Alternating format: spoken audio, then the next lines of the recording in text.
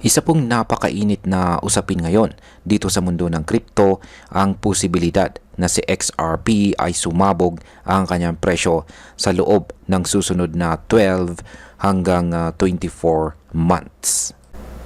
Sa isang episode ng Good Evening Crypto Show, dalawang market analyst na sina Abdullah Abs Nasif at Johnny ang nagbahagi ng kanilang insights tungkol sa kung gaano karaming XRP ang kailangan mong hawakan para maging isang milyonaryo.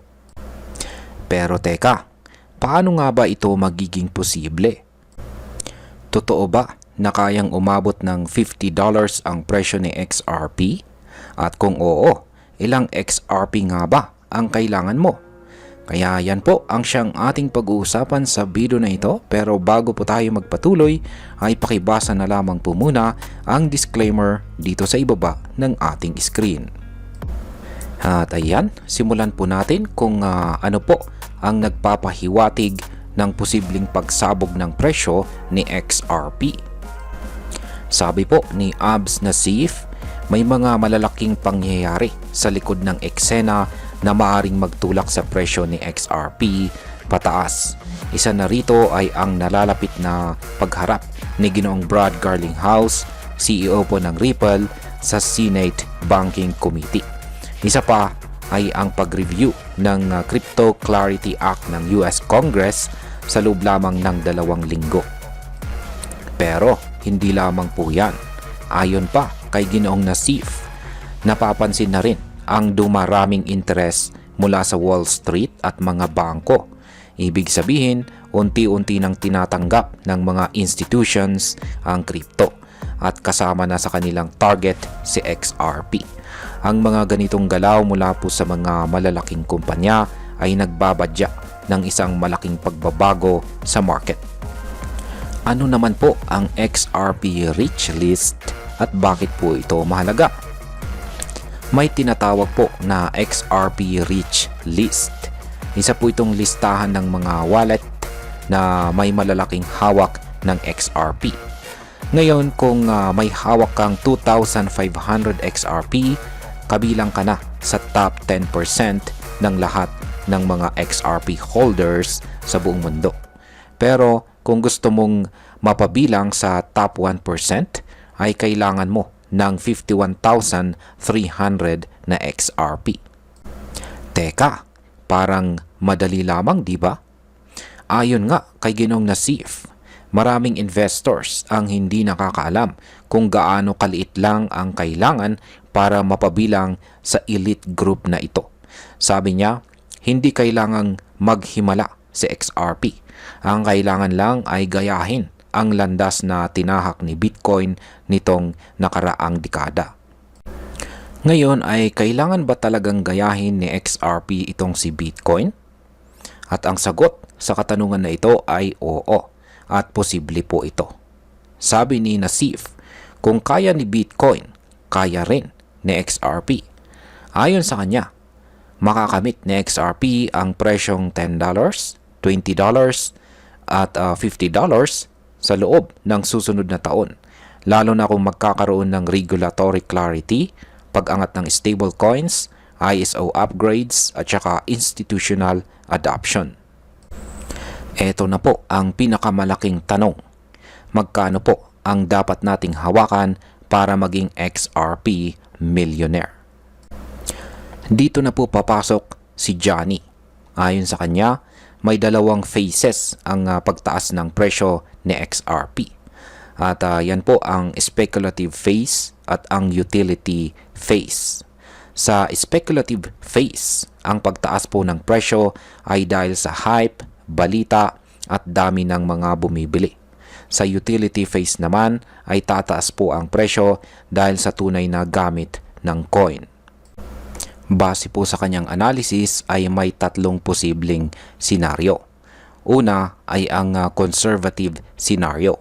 Kung umabot lamang po sa $10 to $12 ang presyo ni XRP, kailangan mong may 100,000 na XRP para maging milyonaryo. Pangalawa ay ang aggressive scenario. Kung umabot po si XRP sa $54, sapat na po ang 18,000 na XRP para makamit ang $1 million. Sa pangatlong scenario, ay ito naman po yung realistic scenario. Kung tumaas po sa $25, ay kailangan mo ng 4,000 na XRP. Ang presyo po ngayon ng 18,000 na XRP ay nasa $41,760. Samantalang ang 100,000 na XRP ay nasa halos $232,000. Ibig pong sabihin, depende po sa senaryo at sa risk appetite mo, ay may iba't ibang level kung saan pwede kang pumasok. Mahirap na daw pong pumasok sa XRP Rich List. At bakit? Ayon po kay Ginoong Nassif, noong November ng nakaraang taon, ang 2,500 na XRP ay nagkakahalaga lamang ng $500. Ngayon, lampas na po ito sa $5,000. Isipin mo yon, 10 times growth sa wala pang isang taon. Kaya ang sinasabi po niya ay habang tumatagal, pahirap ang pumasok sa elite XRP wallets. Mas lalo na ngayong papasok na rin ang malalaking kumpanya at idadagdag sa XRP sa kanilang mga balance sheets. Sabi pa niya, kung gusto mong mapabilang sa top 1% ay kailangan mo maglabas ng $100,000. Pero kung si XRP po ay umabot sa $50, ang hawak mong ito ay magiging $5 million. Ano naman po ang opinyon ng mga analyst kung ilang XRP ang sapat na? Personal po na paniniwala ni Ginoong Nassif ay kung may 25,000 na XRP ka, sapat na ito para maging milyonaryo sa loob ng 1 to 2 years. Hindi ito dahil sa hype lamang, kundi dahil po sa tunay na direksyon ng crypto market. Kinumpara pa niya sa XRP kay Bitcoin pagdating sa market cap. Sabi po niya, para dumoble ang presyo ni Bitcoin, kailangan nito ng $2 trillion sa market cap. Pero kay XRP, $130 billion lamang. Malaking pagkakaiba. Ibig sabihin, mas maliit po ang kailangan ng XRP para tumaas ng malaki. Ngayon ay dapat na ba tayong bumili ng XRP? Sabi po ni Johnny, ang window of opportunity ay hindi daw po magtatagal. Marami pang mga eksperto gaya ni Ginoong Eduardo Farina ang paulit-ulit na nagsasabi nito. Habang mababa pa ang presyo, ito na raw ang tamang panahon para pumasok. Hindi ito financial advice, pero malinaw po sa mga datos at pananaw ng mga analyst na merong napakalaking posibilidad si XRP na lumipad ang kanyang presyo. At hindi lang basta paglipad, kundi pag-akyat patungong $10, $20 o sa mas mataas pang mga presyo.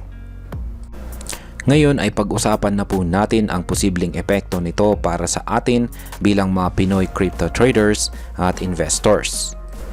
Para po sa mga Pinoy na gustong magkaroon ng financial freedom, ito po ay isang golden opportunity.